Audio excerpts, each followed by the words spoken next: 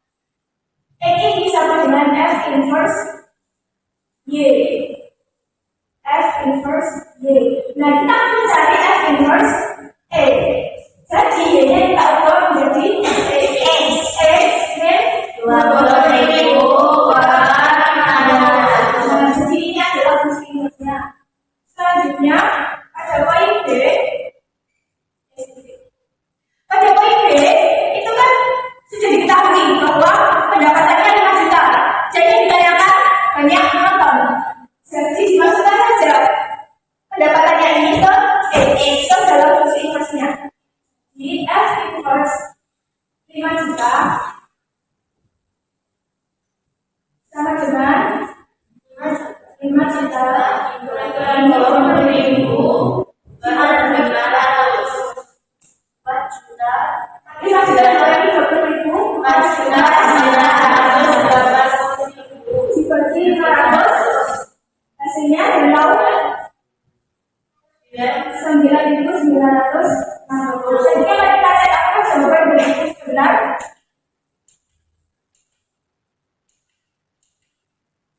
Apakah benar? Kemudian poin B, apakah benar? Oke.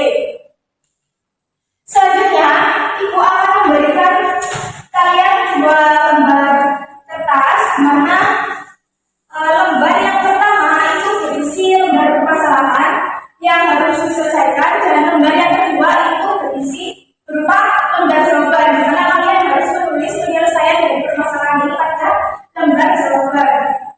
Oke, sebelum itu Ibu bagi dulu kalian menjadi dua kelompok. Nah, untuk kelompok satu itu beranggotakan Mia, David, Zainal, Asia, dan Fani. Sedangkan untuk kelompok dua beranggotakan Amanda, Rama, Bakis, Aziz, dan Yuda. Silakan duduk secara melingkar sesuai kelompoknya masing-masing. Untuk kelompok satu di sini, sedangkan kelompok dua di sini.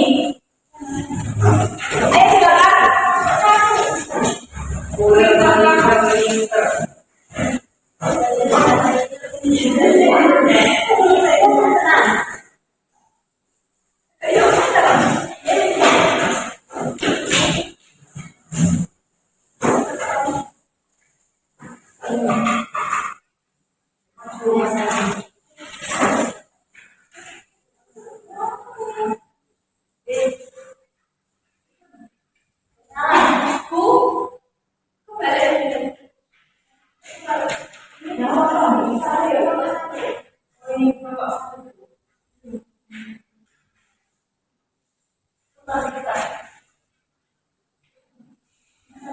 Silakan baca dulu, dipahami.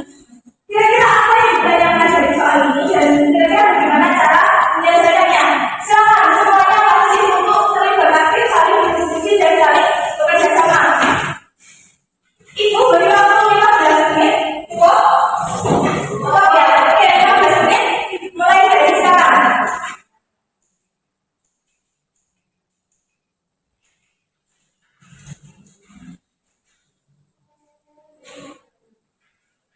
Silakan dibaca dan dipahami.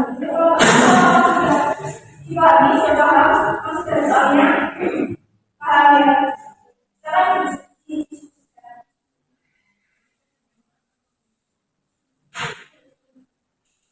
Dan untuk kedua, sudah dibaca dan dipahami. Silakan diskusikan bagaimana cara menyelesaikan permasalahan itu. Oh ya.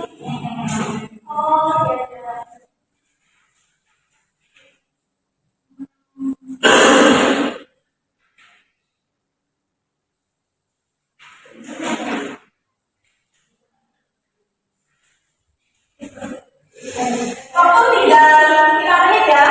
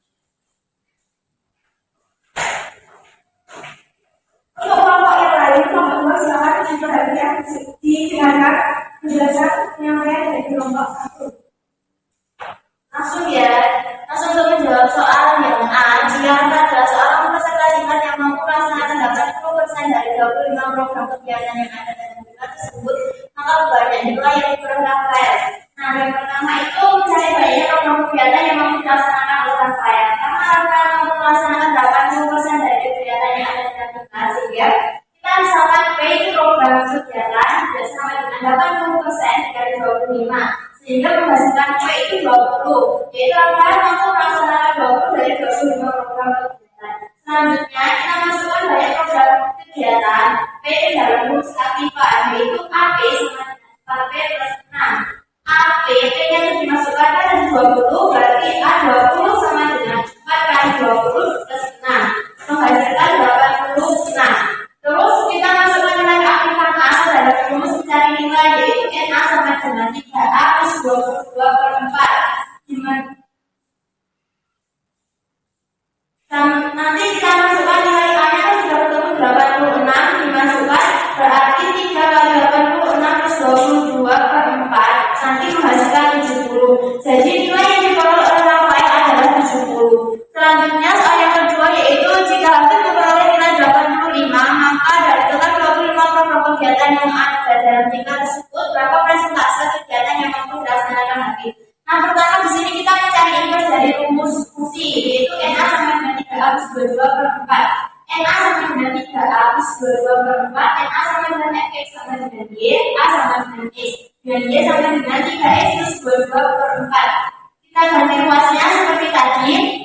Seperti cara yang dipakai nanti akan menghasilkan fungsi inverse, yaitu 4x min 22/3. Karena hasil itu memperoleh nilainya 85, sehingga masukkan nilai yang diperoleh hasil dalam rumus inverse fungsi untuk mencari nilai keaktifan, yaitu rumus untuk fungsi inverse kita masukkan dari 85 ke dalam rumus yang kita dapatkan di awal, yang 4x min 22/3 dimasukkan menjadi 4 kali 85 per 22.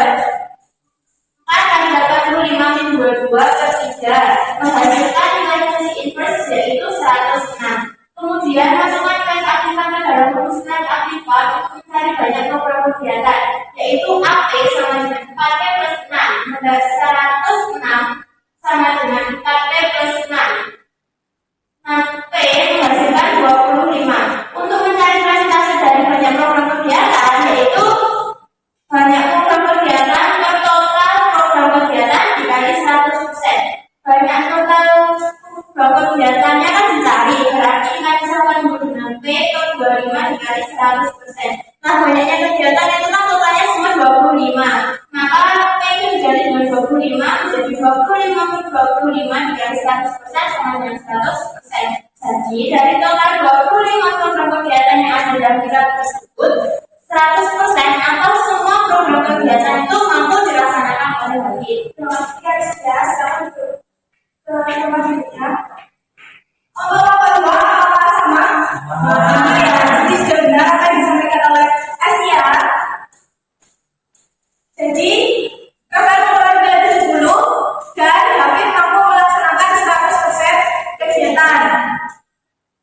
Apa kesimpulan dari apa yang telah kita pelajari ini, yaitu yang pertama definisi fungsi inverse, fungsi kebalikan dari fungsi asal. Kemudian akan menentukan fungsi inverse, ubah bentuknya sama dengan Fx, kemudian tulis X sebagai F inverse Y, kemudian ubah variabelnya dengan X sehingga diperoleh fungsi inverse. Nah, selanjutnya yang memberikan kalian tugas PR, silakan dibuka pada buku halaman 42 sampai dengan 43, soal nomor 1 sampai dengan 10 ada 10 soal ya. Silakan dikerjakan di buku masing-masing dan dibuka pada pertemuan berikutnya. Oke, pertemuan berikutnya kita akan membahas tentang sifat-sifat fungsi inverse. Silakan kalian baca dan dipelajari ya untuk materi pertemuan selanjutnya. Nah, Ibu ingin bertanya, apakah pembelajaran hari ini menyenangkan? Menyenangkan ya. Oke, kita semangat dan jangan lupa untuk selalu belajar. Sekian yang dapat Ibu sampaikan. Untuk pembelajaran hari ini, mari kita berdoa bersama-sama. Berdoa mulai. Berdoa diakhiri. Sekian dari Ibu. Ibu akhiri ya. Wassalamualaikum warahmatullahi wabarakatuh. Assalamualaikum warahmatullahi wabarakatuh. Waalaikumsalam warahmatullahi wabarakatuh. Saya sebagai komentator pertama dari saudari Fadlatul Isaya Afifah, menurut saya penampilan Mbak Nisa cukup bagus. Bagaimana cara menyampaikannya dengan suara yang keras, kemudian juga interaksi kepada anak-anak juga sudah bagus. Itu saja dari saya. Saya kira wassalamualaikum warahmatullahi wabarakatuh. Terima kasih. komentator 1. Assalamualaikum warahmatullahi wabarakatuh. Di sini saya sebagai komentator kedua, teman-teman bisa Muhammad Abidin. Menurut saya penampilannya tadi sudah cukup bagus dari awal pembukaan, terus memberikan persepsi, motivasi, terus sampai materi sampai ke penutup. Saya tidak menemukan kekurangan apapun. Kemudian dari saya, Assalamualaikum warahmatullahi wabarakatuh. Terima kasih untuk komentator kedua. Ya, Assalamualaikum warahmatullahi wabarakatuh. Terima kasih saudara tidak Indonesia ya. Tadi sudah bagus secara keseluruhan. Yang saya mau tanya sebelum saya ngasih masukan, saya mau tanya dulu ya. Nanti sudah ngasih refleksi belum? Maksudnya oleh istri ya. Oke, anak bagaimana pembelajaran hari ini? Sudah. Sudah. Terus yang materi yang dipelajari sudah ya? Sudah Pak, tadi Masuk kuis itu ya? Bagus juga ya. Oke, yang pertama masukannya indikator seperti yang tadi ya, indikator bahwa indikator ini masuk ke mengarah ke soal. Jadi indikator yang saya baca di sini adalah salah satunya melalui kegiatan pengamatan bahwa peserta didik dapat menjelaskan pengertian dan konsep fungsi. Ya, sama yang maksudnya tadi ya. Jadi pokoknya indikator apa yang harus kamu itu nanti efeknya adalah ke soal yang sebenarnya. Masih kurang pas kalau menurut saya. Kemudian bagaimana tadi ada di slide, tadi saya tangkap ada pertanyaan ini, bagaimana cara mencari soal pertama itu udah bagus tadi. Saya baca sampai awal sampai pendapat itu udah bagus. Nah, permasalahan kedua itu ada pertanyaan gini, itu yang menurut saya masih kurang pas gitu. Bagaimana cara mencari bagaimana mencari info pendapatan gitu ya menurut saya. Yang permasalahan itu tadi. Yang ada pendapatan. Ya Pak, tadi saya tanya bagaimana cara mencari fungsi invest pendapatan klub sepak bola. Nah itu menurut saya kalau saya tanya ulang, apa gunanya mencari info pendapatan? Maksudnya itu pendapatan itu apa? Kan pendapatan klub sepak bola itu ditentukan oleh fungsi. Nah, pada poin B itu sudah diketahui pendapatannya. Jadi Ini pertanyaan apa? Saya ingin pertanyaan apa tadi? Pertanyaan yang tadi bilang bagaimana mencari fungsi info pendapatan gitu. Yang A, yang B malah yang apa itu? Permasalahan kedua yang di awal-awal.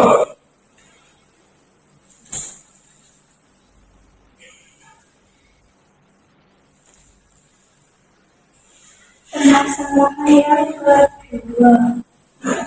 Yang A itu pertanyaannya pendapatan. Oh, yang A itu mencari investnya Pak. Ya. Hanya mencari fungsi invest. Maka info pendapatan itu kira-kira mengenai nggak ke teman-teman nanti? Pendapatan yang kamu maksudin apa? Fungsi invest kan sudah diketahui fungsinya. Terus fungsinya itu kan mewakili pendanaan dari suatu klub sepak bola.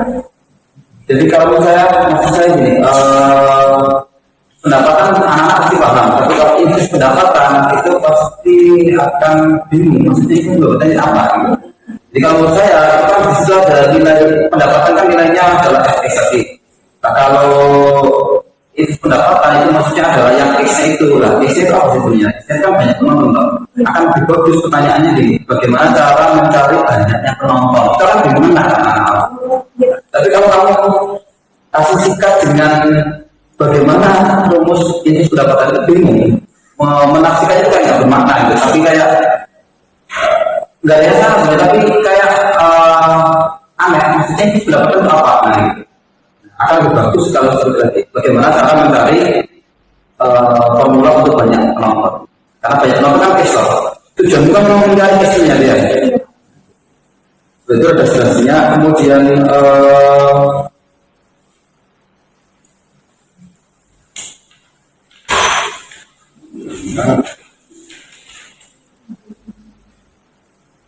motivasi. Nah, motivasi di RPP saya nggak menemukan, tapi kalau di prakteknya saya temukan. Sudah bagus tadi motivasinya. Tapi kalau di RPP saya nggak menemukan kalian teman-teman tadi. Ya, Mungkin di tuangan ini ya, nanti dituangkan juga masuk ke kegiatan pendahuluan. Kemudian refleksi juga nggak masuk di sini, nggak masuk di RPP. Kemudian, nah ini yang secara model saya senang juga dari PBL. Bayangan saya nanti PBL adalah masalah yang beberapa masalah yang kompleks dan memang masalahnya saya lihat kompleks dan bagus tadi. Cuma satu hal yang saya sangat sayangkan, ini kan PBL kan masalahnya kompleks. Lah yang presentasi kalau dibaca kok diamin, harusnya ditulis saja tadi. Jadi kalau dibaca, coba bayangin dengan kalimat matematika sebanyak itu dibaca dua sama saya nggak itu dari apa tadi dan itu pokoknya karena matematika dibaca itu aneh. ya Pak, tadi pengennya juga seperti itu, tapi kan mengajar waktu, takutnya lebih dari 20 menit banyak. Oke, kalau ingin sama waktu kemarin sudah saya bilang bahwa oke, bisa, tapi ini buat pembelajaran yang lainnya juga. Artinya kalau ingin menyiapkan itu bisa saja kalian pakai Buffalo itu, Buffalo yang sudah ditulis, jadi nanti tinggal kita masih tinggal ditempel. Nah, tinggal dibaca aja. Jadi kan nggak leren nulis, tapi harus dibaca. Nanti saya bisa baca. Itu bisa disahkan seperti itu. Pokoknya semua bisa disiasati dengan adanya instruksi itu. Oh, nanti harus bagaimana supaya waktu itu pas tuh bisa harusnya ada ide integrasi dari dalam itu ya. Kemudian persepsinya tadi apa? Persepsinya tadi itu Pak, definisi fungsi sama sifat-sifat fungsi. Terus sifat-sifat fungsi yang bijektif itu berhubungan dengan fungsi inverse. Nah, kemudian kalau kita saya tanya, ketika kamu ingatkan pengertian pengertian fungsi, kemudian jenis fungsi, digunakan dalam ajaran soal? Tidak lah itu. Jadi hati-hati ya untuk yang lain juga bahwa persepsi itu sudah saya bilang bahwa persepsi itu memang materi yang lalu. Bukan hanya materi kalau bisa saja ini kan bicara SMA, bisa saja materi itu ada di SMP juga nggak apa-apa. Pokoknya materi yang lalu, yang lampau itu bisa kemarin, bisa 2 bulan yang lalu, bisa 1 tahun yang lalu, bisa 3 tahun yang lalu. Pokoknya materi yang lalu, tapi masih ada hubungannya dengan materi sekarang. Jadi tadi sudah di awal tadi bahwa persepsi memang menulis itu di depan. Persepsi kan di depan ya, dia masih kegiatan pendahuluan. Tapi sebenarnya dia nulisnya, yang merancangnya itu dia di belakang. Jadi secara tertulis dia di depan, tapi merancangnya di belakang. Jadi kamu merancangnya nanti itu kerjakan dulu soalnya dikerjain. Oh ternyata ini butuh konsep ini. Nah konsep ini tadi dimasukkan ke depan. Jadi bang ya. Jadi kalau yang pas tadi kayak bahas suatu kesamaan, jadi kayak setara itu, ekuivalensi fungsi. Misalkan saya punya 2x plus y sama dengan 6. Nanti kamu tanya, kalau saya tanya fungsi y itu bagaimana? Maksudnya fungsi dijadikan fungsi y gitu. Jadi nanti kita bisa menjawab y sama dengan 6 min 2x. Oke, kalau itu mencari fungsi y, kalau mencari fungsi x bagaimana? Oh berarti nanti dari jawab, nah itu disuruh maju anak-anak, disuruh ingat kembali. Oh kalau berarti nanti 6 dikurangi J per 2. Nah seperti saya. Nah itu nanti akan pas ketika digunakan untuk ini karena operasi itu berhubungan dengan pemindahan suku itu sendiri akan lebih pas. Saja mungkin ada tanggapan. Terima kasih untuk masukan dari Pak Rahim. Semuanya akan saya jadikan pembelajaran untuk berikutnya. Terima kasih, semoga sukses sampai ke depannya. Saya kira assalamualaikum warahmatullahi wabarakatuh. Waalaikumsalam.